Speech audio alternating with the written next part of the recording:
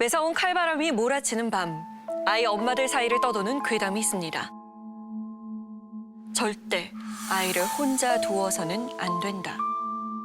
그래서 막 돌고 있더라고요. 불안하기만 만드는 것 같아요. 엄마들을 불안하게. 무슨 뭐 자살처럼 했다는 얘기가 지금 죽은 애들도 있으니까 겁나죠.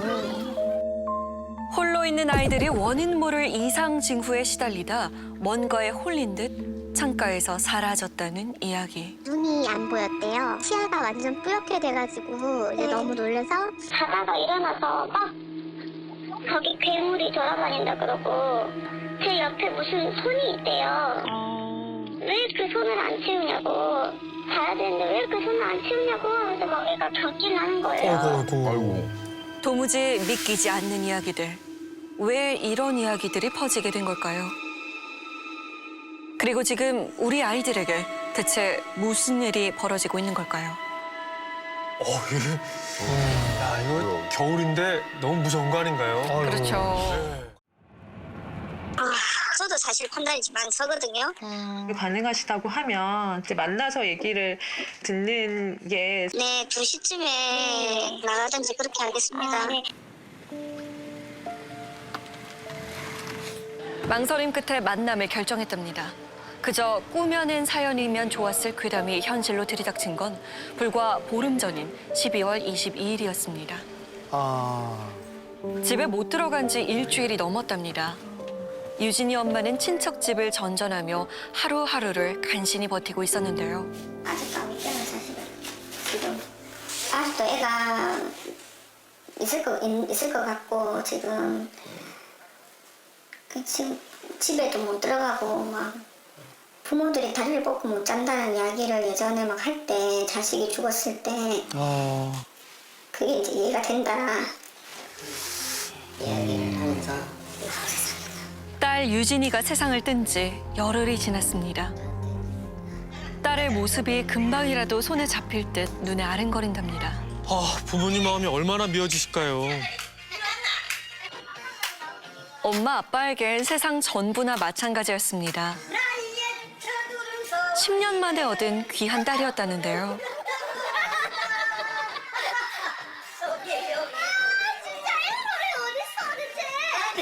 아이는 겨우 14년을 살고 지난해 12월 22일 세상을 떠났습니다.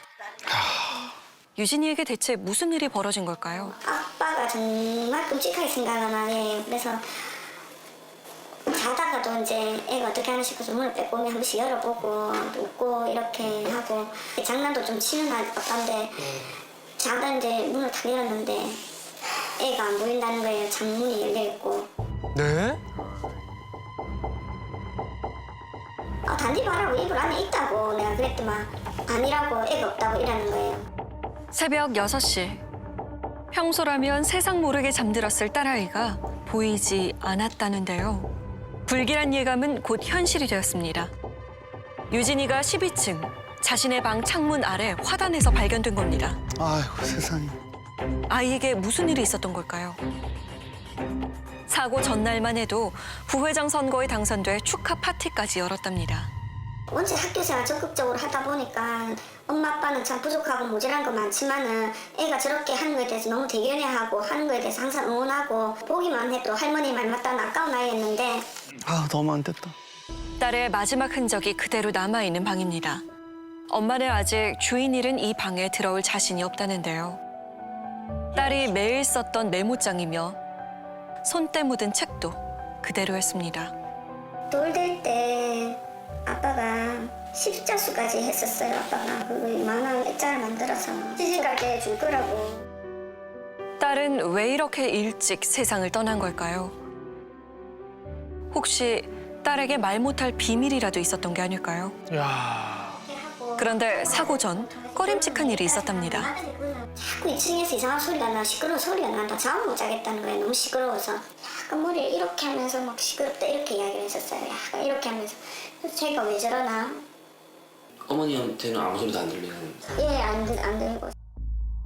조용한 거실에서 자꾸만 시끄러운 소리가 들린다며 괴로워했다는 겁니다.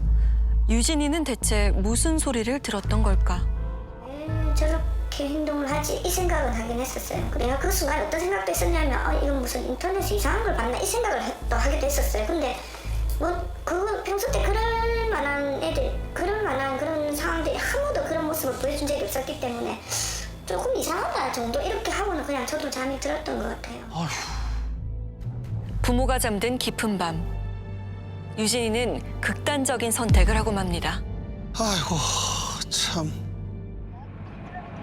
그런데 바로 다음 날 유진이가 살던 곳에서 400km가량 떨어진 경기도 시흥에서 비슷한 일이 일어났습니다. 아이고. 여기는 맨날 밤마다 저희 가족 운동하는 코스예요. 아파트를 그냥 맨날 돌아요. 유진이처럼 자신이 사는 아파트 화단에서 발견됐는데요. 피해자 나이는 17살. 이번에도 미성년자입니다. 15m에서 한 20m 정도 돼요. 그러겠죠. 한 층에 3m 정도 네. 되니까요. 아들 강현이가 아파트 7층에서 추락한 겁니다. 강현이는 왜 이렇게 무서운 선택을 한 걸까요? 그냥 이렇게 다니더라고요. 잡은 힘 없이. 네. 그 우리가 말하는 그 목류병 걸린 거 같은 네. 거? 집이 이렇게 커졌다가 자기 주변이 작아졌다가 어지러웠던 것 같아요. 사고 전날 아들의 모습이 마음에 걸린다는데요. 혹시 이 이상 징후들이 아들의 추락과 무슨 연관이 있는 걸까요? 가장 이해할 수 없는 건 아들이 추락한 지점입니다. 네? 컵이 여기에 다 걸려 있어요. 평상시에. 네. 네, 이걸 열고 떨어진 거예요. 아이고 저 좁은 데로. 지금 방충망도 이 있는 작은 창문을 통해 뛰어내렸다는 겁니다. 또 이렇게 부모는 도저히 납득할 수가 없습니다. 그러니까 이 좁은 데로 왜 좁은 데 많잖아요. 저희가 창문이 되게 많잖아요. 근데 왜 좁은 데를 갔을까? 극단적인 행동을 하기 위해 선택한 장소로는 터무니없어 보입니다. 그렇다면 왜 이곳이었을까요? 부모들 입장에서 얘가 뭐가 이렇게 힘들었을까? 나는 왜 그거를 몰라줬을까? 이 사람 저 사람 이제 다 물어본 거죠. 이런 애들 저런 애들 다 물어봤는데 그럴 애가 전혀 아니라고 얘기를 하더라고요. 부모는 답답하기만 합니다. 그래서 나 같은. 그런데 갑자기 어디선가 전화가 걸려오는데요. 네. 인터뷰 하겠습니다. 보고 싶어서 그래. 알았어, 빨리 갈게. 아들의 이름입니다. 의사 선생님은 죽을 수도 있다 그러고 살아나도 목 밑으로는 이제 식물인간이 될 거라는 소리도 하고 저 또한 많이 울었겠지만 너무너무 힘들었어요, 둘이서. 살아있는 것만 해도 감사하다 감사하다. 맞아요. 이것만 계속 가지고 있어요. 죽는다고 했던 애기 때문에 아빠. 강현이는 지금 입원 중이라는데요. 살아준 것만으로도 엄마는 아이에게 얼마나 고마운지 모릅니다. 3년 동안 재활하고도 엄마는 요즘 24시간 내내 병실을 지키고 있습니다. 며칠 전 의식을 찾은 아들은 이제 의사소통도 가능한 상태입니다. 아, 정말 다행이네요. 추락 후 장장 10시간의 힘든 수술을 견뎠습니다. 발견 당시 척추 손상에 다리뼈 2군데도 골절이 심한 상태였다는데요. 다행히 수술은 잘 끝났지만 재활 치료를 얼마나 이어가야 할지 기약할 수가 없답니다. 이렇게 보는데도 믿어지지가 않아갖고요. 이거 하나 잘하는 거 재미로 사는 지금도 꿈 같아요. 아직은 전혀 몸을 가누지 못하는 상태인데요. 기본적인 일상생활은 물론 사소한 자세 교정도 누군가의 도움이 필요합니다. 이게 상식적으로 이해가 안 되는 상황이네요. 건강하게 뛰어다니는 모습을 본 게 엊그제 같은데. 아들 대신 아플 수만 있다면 얼마나 좋을까요? 제가 바꿔주고 싶어요. 나는 나이가 있으니까 이 상태가 돼도 살아갈 수 있는데 얘는 이제 앞으로 살 날이 더 많은데 그게 너무 힘들죠, 부모들 입장에. 이해할 수 없습니다. 아들은 대체 왜 부엌의 그 작은 창문에서 뛰어내린 걸까요? 추락 사고를 당한 건데 이게 도대체 뭐가 원인인 것 같아요? 그냥 본인이 생각하기에. 환각이요. 환각? 약간 떨어진 것 같은 기억이 나는 게 네. 도망치다가 떨어진 기억이 있어요. 떨어진 기억이. 도망치다가. 환각? 뭔가 본 거구나. 고층 아파트에서 일어난 이상한 추락 사고. 두 아이를 벼랑 끝으로 몰고 간 건 대체 무엇이었을까요?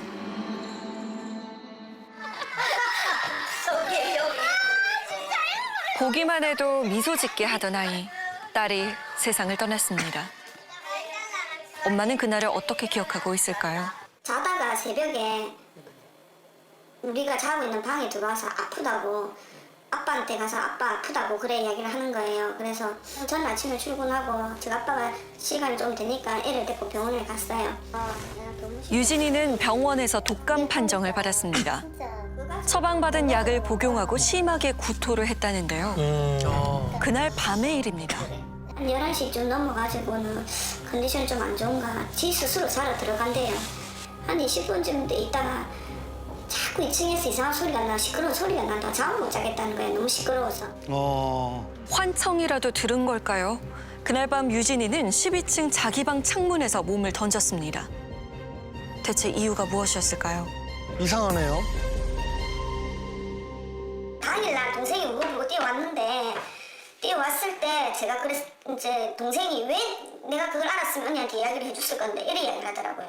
부산에 다른 병원에 아기들 독감 때문에 갔대요. 갔는데 의사 선생님이 신중하게 이야기를 해주시더래요. 이 약에 대한 위험성과 함께 애를 꼭 지켜봐라. 8시에 먹이지 마라. 예, 왜냐면 약이. 엄마는 그 약을 의심하고 있는데요. 유진이가 먹은 건 다름 아닌 독감 치료제 타미플루였습니다. 독감에 걸려 타미플루를 복용한 여중생이 아파트 12층에서 추락해 숨졌습니다. 타미플루를 먹고 환각 증세를 보이다 사망했다는 소식이 괴담처럼 번져나갔습니다. 2002년에 처음 판매되기 시작한 타미플루는 독감 치료제로 거의 유일하게 약효를 인정받았는데요. 이와 별개로 타미플루의 부작용 논란은 끊이지 않았습니다. 특히 10대들에게 이상 행동을 유발할 수 있다는 겁니다. 환청 환각 증세가 있다고 하면 그걸 다시 복용할 엄마들은 없을 것 같아요. 먹이가 좀 그렇죠. 그걸 먹고 해롱해롱한 애들도 있고 죽은 애들도 있으니까. 강현희 부모 역시 뉴스에서 유진이의 사망 소식을 접했다고 하는데요. 주위에서 전화가 와가지고 야 이런 일이 있었는데 니네 아들하고 똑같은 것 같아. 내 한번 쳐봐 해서 저희는 그걸 쳐봤거든요. 너무 똑같은 거예요 증상이. 그때 이제 확신을 들었죠. 아 얘는 아니구나. 약 그래서 때문에 그렇구나. 네. 그러니까 모르셨던 거죠? 예. 이게 참. 강현희가 맞은 주사제 역시 비슷한 계열의 독감 치료제였습니다. 정말 두 아이의 추락은 약의 부작용 때문인 걸까요? 이제 미국이나 이런 데서도 그런 사건 이후에 뭐 FDA에 기록되어 있는 자료들을 가지고 이제 조사를 해봤더니 부작용 사례들을 한번 모아서 자료를 분석을 해봤더니 대부분의 결과들 비슷하게 크게 연관성이 없는 것 같다 이렇게 이제 발표를 하고는 있습니다. 약물과 이상 행동 간의 인과관계가 불분명하다라는 의견이 의료학계 중론이라는 겁니다. 실제로 연구상에서 타미플을 복용하지 않았던 독감에 걸린 아이들에서도 조사하니까 이런 행동들이 비슷하게 나타났다는 얘기인 거죠. 그래서 이제 이게 타미플루 때문만이 아니라 독감 자체가 이런 행동을 유발하는 가능성이 높겠다라고 얘기를 드리는 부분인 거죠. 이상 행동이 독감 자체의 증상일 수도 있다는 건데요. 아이 엄마들의 생각은 어떨까요? 뭐 제가 한 몇 프로 정도는 착각을 할 수는 있는 부분들이겠지만 옆에서 아이를 지켜보거나 이렇게 했을 때 애가 뭐 독감으로 인해서 막 이런 거는 전혀 아니라는 건 저는 일단 부모로서는 확신하고요. 얘가 왜 이랬을까 뭐 그런 것 때문에 참고 했었는데 제가 봤을 때는 모든 가정을 다 봤을 때는 약이 취해 있었어요. 약이 취해 있고. 인터넷상에는 타미플루의 부작용을 호소하는 사람들이 많았습니다.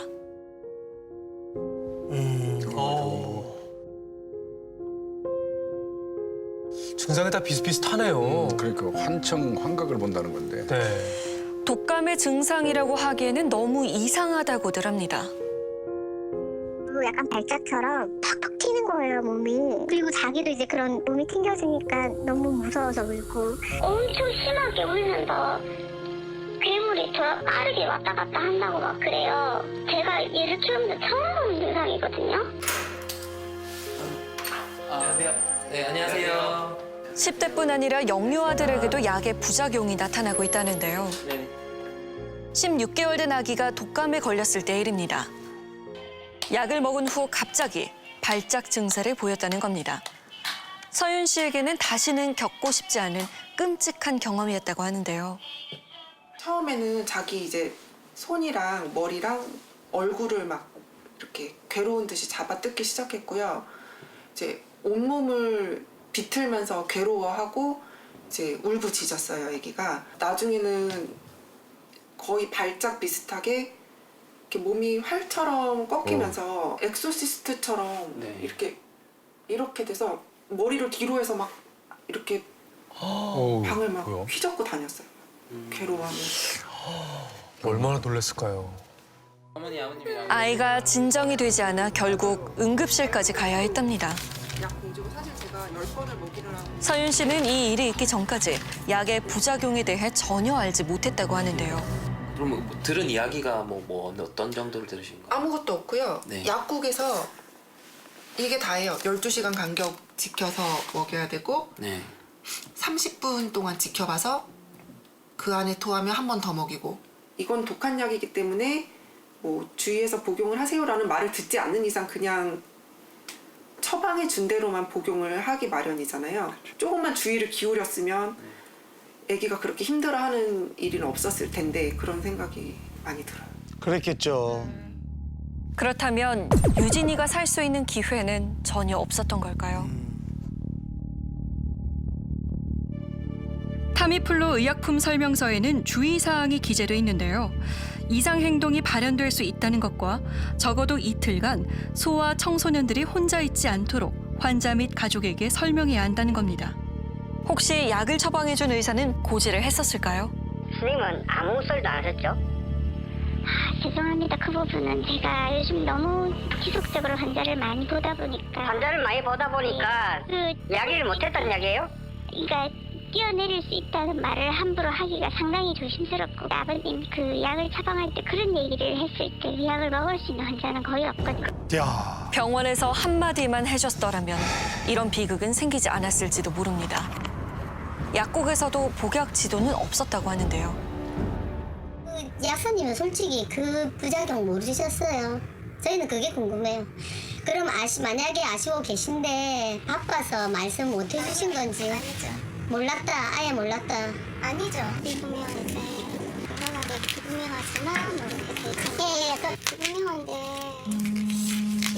되게 확률적으로 낮고 그래서 알고는 계시는데 빈도수가 낮아서 말 안 했다. 이게 지금 약사님 결론이네 그러니까. 그 사이 14살 한 생명은 목숨을 잃었습니다. 건장했던 17살 아이는 언제 다시 걸을 수 있을지 기약조차 할 수 없습니다. 타미플루의 부작용 문제가 먼저 대두된 일본의 상황은 어떨까요? 일본에서 타미플루 논란이 가장 뜨거웠던 건 지난 2007년. 당시 일본 후생 노동성의 조사에 따르면 타미플루 복용 후 부작용 의심 사망자 수는 모두 71명이었습니다. 그로부터 10년이 넘는 시간이 흘렀습니다. 우리는 당시 아들을 잃은 한 어머니를 만났습니다. 아들은 2005년에 세상을 떠났지만 류우코 씨는 아직 아이를 보내지 못했습니다. 엄마로서 할 일이 남아있기 때문이라는데요. 裁判をやってなんとかこの子がなぜ死んだかっていうことを本人に教えてあげてない。ずっと否定されてばかりいるので。 다부진 체격의 야구를 무척이나 좋아했답니다. 살아있었다면 지금쯤 28살의 청년이 되었을 텐데요. 아들이 사망한 곳은 이 아파트 복도였는데요. 바로 여기입니다. 타미플루를 먹고 2시간쯤 지나 사건이 일어났답니다. 自分は子供を探していて、で家にいないので玄関開けてみたらこの辺で誰かが飛び降りたっていう風で、自分の子ではなければよいがと思いながらエレベーターですぐ降りてったら自分の子でした。 아들이 자살했을 리 없다는 믿음으로 손해배상 청구 소송을 진행했습니다. 일본 재판부는 어떤 판단을 내렸을까요? 科学的根拠に基づく内容の資料も全て提出したにもかかわらず、私自身が公平が飛び降りていくのを見ていたわけではないので、その経緯がわからないので判定不能ということで不支給という判断がおりました。 류코 씨는 타미플루 피해자 단체를 통해 그 부작용을 끊임없이 알리고 있습니다. 모두 15명의 피해자 가족들이 모여 뜻을 같이 하고 있다는데요. タミフルの副作用、こういうこともあったんだよってことを薬学部の人に、そんなことがあったのっていう感じの人も多いので、そういう人たちにこういうことがありましたよっていうことと発信することだけは止めないで生きていきたいなと思います。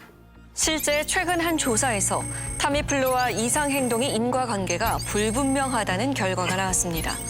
독감 환자 중 약을 안 먹은 이들에게도 이상 행동이 많이 나타났다는 겁니다. 전문가들은 일본 후생성의 조사 결과에 대해 어떻게 생각할까요? 타미플루 피해자 모임의 자문을 맡은 하마 로쿠로 씨를 만났습니다. 因果関係を言える調査っていうのはタミフルを使った場合と使わない場合で どれぐらいのその異常行動の頻度が違うかということを比較しないとダメなんです。 약을 복용했을 때 이상 행동이 얼마나 자주 심각하게 일어나는 것인지 비교해야 된다는 겁니다. 全く心配です。でやっぱり注意が散漫になるでしょうし、突然死相変わらず起こる可能性が十分ありますから。 2017년 세계보건기구는 타미플루를 필수 의약품에서 대체 의약품으로 격하시켰습니다. 타미플루의 부작용 가능성이 더 이상 괴담으로 소비되지 않기 위해선 어떤 노력이 필요할까요? 치명적인 그 부작용이 이미 발생을 했고요. 그런 것들에 대해서 사회적 이슈가 됐기 때문에 이런 사태를 미연에 방지할 수 있는 그런 시스템을 잘 구축할 것이냐 이런 것들에 대한 논의가 이번 사건을 계기로 조금 더 진행됐으면 하는 바람이 있습니다. 우리가 연이은 두 추락사고로부터 교훈을 얻지 못한다면 언젠가는 지금보다 더 무서운 괴담이 현실이 되어 우리 앞에 닥칠지도 모릅니다.